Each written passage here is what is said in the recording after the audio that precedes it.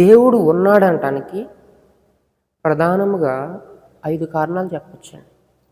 దేవుడు ఉన్నాడంటానికి 5 కారణాలు చెప్పొచ్చు. మొదటిది సృష్టి ఆధారం. సృష్టిని చూసినప్పుడు మనకు అర్థమవుతుంది. ప్రతి వస్తువుని చూసినప్పుడు దేవుడు కలిగి చేసాడని అర్థమవుతుంది. అలా రెండవదిగా ఆ సృష్టిలో ఉన్న వస్తువులకి క్రమాన్ని ఇచ్చాడు చూడండి. ఒకదాని తర్వాత ఒకటి దాని పని దాన్ని చేసుకుంటుంది. అది రెండవ ఆధారం, సృష్టిలోని క్రమబద్ధత ఆధారం. మూడవదిగా మానవుడు ఆధారం, అంటే మనల్ని చూసినప్పుడు దేవుడు మనల్ని సృజించడానికి గుర్తు రావాలి. నాలుగవదిగా యేసుక్రీస్తు ఆధారం.